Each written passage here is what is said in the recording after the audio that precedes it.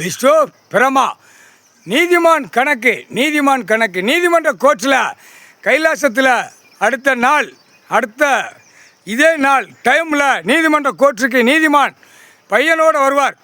அதுதான் பெரிய நீதிமன்ற கோர்ட்டில் காலை வச்சோடனே எல்லா கணக்கும் எல்லாமே முடிச்சிடுவார் கம்ப்ளீட்டாக முடிச்சிடுவார்.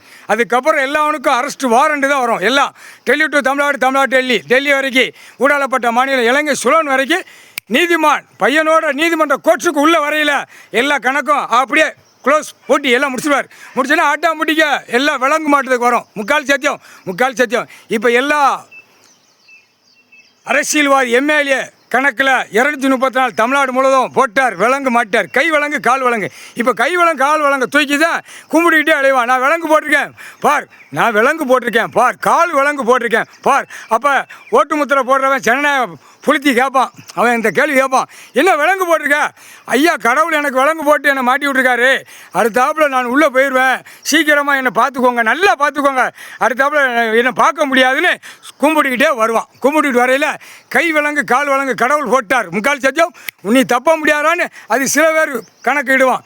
உன் குடும்பமே உள்ளே அள்ளி தூக்கி போடுவார். பூமியை பூரா பாலாக்கி வச்சிருக்க அந்த கணக்கு தான் பிடிப்பார். கணக்கு பட்டியல் முதல் போடையில் பட்டியல் ஏற்றையில் அது வேறு மாதிரி கணக்கு. இராணுவ வரையில் பூமி அழிச்சிருக்காங்கிற கணக்கு, விவசாயத்தை அழிச்சிருக்காங்கிற கணக்கு தான் முதல் ஏற்றி எல்லா நீதிமன்றத்தில் கணக்கு ஆழ்நிலை ஏற்றினோன்னு அப்போ ஒவ்வொரு நீதிமன்றத்தில் இருக்க கேஸ்கட்டு பூராமே உள்ளே போய்கிட்டே இருப்பான்.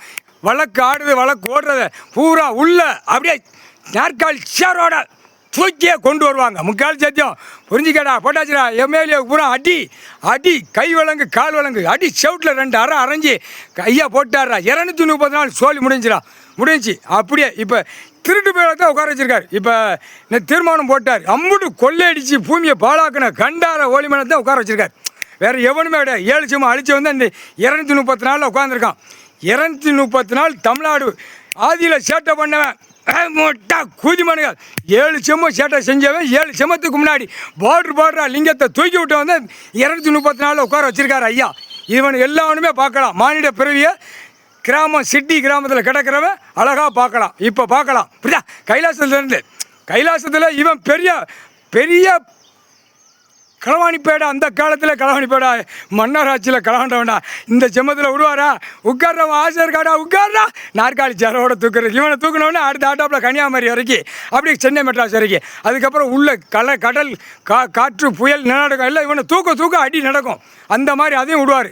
கடவுள்ரா வாரியாங்க கடவுள் கிராமத்துக்கு முன்னாடி கையை தூக்கி ஓட்டு முத்திரை காக்கா முட்டா பேல உட்கார்ந்துருக்காரு. பயம்லாம் மாறான. ஏன் அப்போ பயமே கிடையாது. கைலாச பிள்ளான இருக்கானா அடி நொறுக்கிடுவார். நொறுங்கி போவ முக்கால்